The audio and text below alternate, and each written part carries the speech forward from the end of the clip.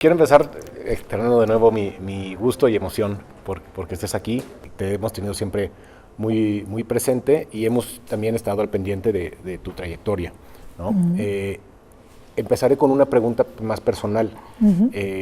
¿Cómo fue o sea, a quien se dedica al sector educativo se requiere una vocación, lo mencionaste también en la charla. ¿En qué momento sentiste tú esa vocación del llamado de decir, quiero dedicarme a esto? La verdad es que para mí el llamado va muy en correlación o incrustado en mi propia vocación de respuesta religiosa. Es decir, la vocación religiosa te da una fuerza que estás convencida que viene de Dios, que es la que te ayuda a ir encontrando caminos para poder servir a los demás. Entonces creo que mi vocación educativa o mi vocación como educadora viene de esa fuerza de querer servir y sobre todo que ese servicio sea un servicio que tenga futuro, un servicio que sea un poco visionario, un servicio que pueda ayudar a ese crecimiento del otro. Pero qué duda cabe que mis hermanas, es decir, son las que más me han ayudado pues, a llegar hasta aquí, porque cuando uno te va diciendo pues, que aciertas o cuando uno te va diciendo que sí, que es verdad que lo que estás pensando se puede realizar y te ayudan a que se realice, pues eso hace que la vocación también crezca. El sentido de comunidad. Sí. Sí. Y luego la siguiente pregunta va orientada a, no solamente fue una vocación para estar vinculada pues, al sector educativo, sino el modificarlo, ¿no? y de fondo. Entonces, ¿cuál fue el primer momento en que dijiste, esto se me hace que puede cambiar y necesitamos cambiarlo? Sí. ¿No? Nosotros empezamos todo el cambio educativo en el 1986. Okay.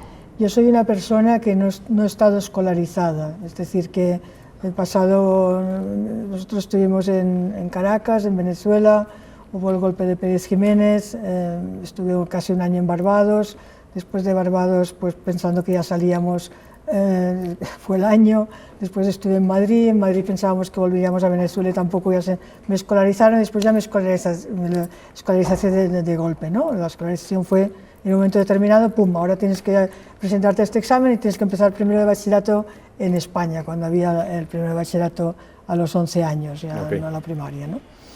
Claro, todo esto, pues, creo que ha forjado en mí una manera de hacer, de que no me gustaba el colegio.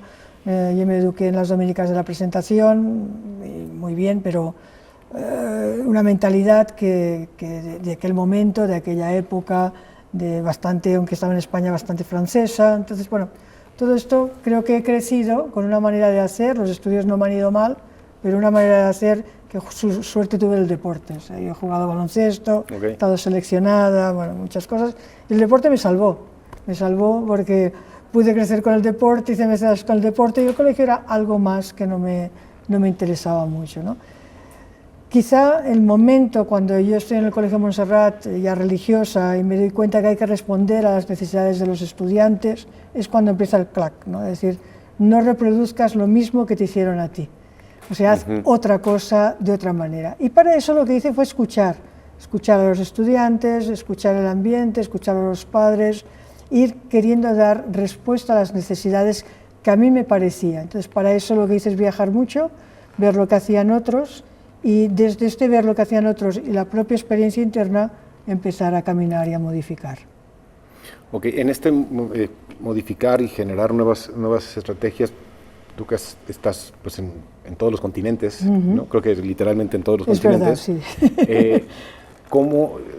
¿Qué tan complejo es, digamos, la tropicalización, le llamamos aquí, ¿verdad? de la metodología para adaptarla a cada uno de los sitios, ¿no? Sí. Porque recuerdo que al inicio me comentaban, yo todavía no estaba aquí, cuando empezó Tecman aquí estaba muy españolizado y entonces de repente aquí no usamos la coma, sino el punto decimal, por ejemplo. Sí, un detalle, sí. Pero sí había cosas más, las divisiones eran distintas, entonces, desde cosas tan simples como eso, hasta otras que llevan más temas de idiosincrasia, ¿no? Sí, si te soy sincero, esto nunca me ha preocupado. Okay. Lo que me ha preocupado más es ese profesor que se prepara desde su contexto a hacer crecer a otro. Entonces, luego ya dirán la punta o la coma. Pero primero es generar la necesidad de dar lo mejor de ti mismo y de ser el mejor profesional. Y esto en todo el mundo es igual. O sea, un buen profesor, un buen modelo, en todo el mundo es igual. Después ya, digamos, a lo propio de que las metodologías sean eficaces hay que contextualizarlas, si no, no llegan a la eficacia que tú quieres. Pero más difícil que contextualizar, mucho más difícil es conseguir que todo el colegio tenga una cultura de centro, de que el protagonista sea el estudiante y esté en el medio y que gire todo alrededor de él. Por eso generamos rápido, diría, esos ámbitos de aprendizaje o esas transformaciones para que todos pudiésemos converger ahí y ver la manera en cada país, en cada contexto, en cada localidad, de que ese modelo pudiese darse. Ahora, el cambio, ¿tú cómo recomiendas que se haga? Porque como incluso fue una de las preguntas aquí del auditorio, sí. Cuando dijeron, fue tal la presión en este caso, los padres de familia, sí, que tuvimos que suspender esta forma, pues, un nuevo esquema educativo y regresar a lo tradicional. ¿Conviene hacerlo de forma como de tajo o gradual? A ver, yo creo que si se hace de tajo, tienes que contar con todo el mundo para que se pueda realizar, si no, seguro que el tajo no va a salir, ¿no? Entonces creo que hay que primero ser capaz de exponer a todos esa necesidad de cambio que tiene el colegio y esa alternativa para ese cambio, y ser capaz de los pormenores, de hacer muchas reuniones y demás. Yo creo que un año de plazo para sensibilizar y generar esa necesidad. Y después en 3 años tiene que haber el cambio. Ahora, ¿qué cambio? Un cambio donde todo el colegio se transforme y entonces empiece a crecer. O sea, para mí el cambio es como coger, ¿sabes?, del carro, coger las riendas. Y entonces después, cuando ya has cogido las riendas en los 3 años, eso empieza a caminar solo, en el sentido de que un profesor dice, a mí me gustaría hacer esto, otro no sé qué, ¿por qué no hacemos esto? Otro, reunámonos, venga, tal cual. Entonces empieza el colegio a tener una cultura de centro de mejora continua. Pero con 3 años el cambio se tiene que dar, la transformación. Hay quien cree que el cambio se tiene que dar primero en un grupito, luego no, para llorar todos juntos y a la vez, porque los cambios son dolorosos siempre. Esa es mi experiencia. No, es muy bueno, muy excelente consejo. Ahora, es que estas tensiones, ¿no?, entre todo tiempo pasado fue mejor, ¿verdad? Sí, y sí. Te digo, la imagen que nos ponías con el retrovisor, con un atardecer bonito, ¿no? Porque no era un atardecer feo. No, entonces, muy bonito. La remembranza de cómo se hacían las cosas anteriormente o cómo se siguen haciendo en la actualidad, de repente viene reforzado con un discurso de que cada vez como que se les exige menos a los niños, ¿no? Y decían, así me decían, sí. No sé, mis padres, baja la calidad educativa. Sí, si yo a cuarto de primaria yo ya sabía hacer tal y tal y tal y tal, ¿no? Y entonces, y de repente si dices, ay, pues sí es cierto, ¿por qué ahora no se los pide, no? ¿Qué opinas sobre eso? Yo creo que estamos en otro momento social. Entonces hay otras, por ejemplo, se dijo, estos niños no han aprendido nada en la pandemia. Sí, aprendieron otras cosas, seguro. No aprendieron quizá lo que nosotros teníamos marcado en nuestro programa, ¿no? Claro. Entonces a mí me parece que hay que ver claro en este momento qué necesitan estos niños, qué habilidades, necesitan comunicación, que antes no necesitaban tanto, necesitan ser curiosos. En la universidad nos dicen, por favor, trabajar la curiosidad en los niños, ¿no? Necesitan también ser un niño en esa curiosidad profundo, observador, riguroso, que le demos canales para que pueda ser así, ¿no? Necesita ser un niño educado,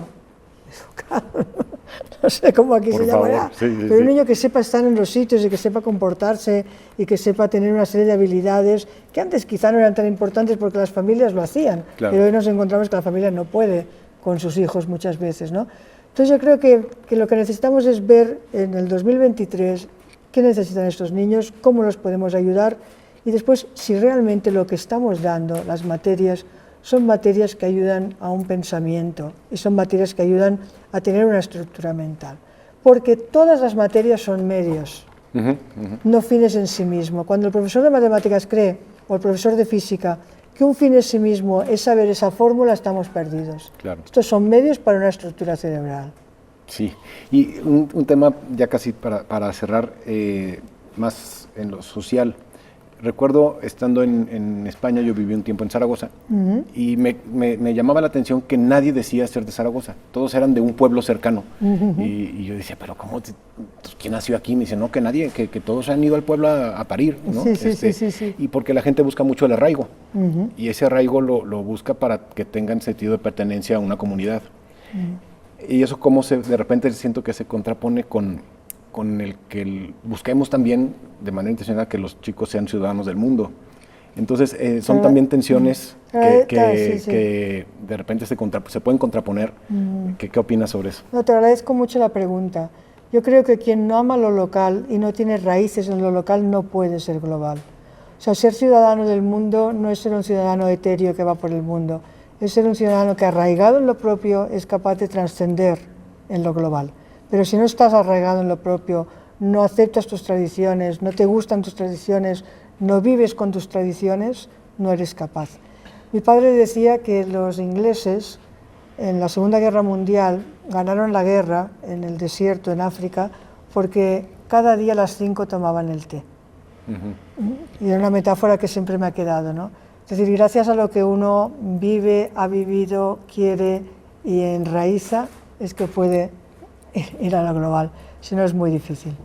Te agradezco muchísimo la pregunta y me da mucha luz, y pues con esto cerramos esta entrevista. Muy bien. Porque ya las demás preguntas, la mayoría fueron respondidas a lo largo de la charla. Agradecer al Colegio Oviedo, pero sobre todo a sus fundadores, ¿no? Personas que han sido capaces de decir sí a una situación y trascender la situación. Solo llegas aquí, ves el colegio y ya ves que esto es otra cosa, ¿no? Otra cosa dentro de León y dentro de todo lo que se quiere conseguir aquí. Muchas gracias por habernos acogido y gracias por haber podido participar. Muchísimas gracias. Gracias.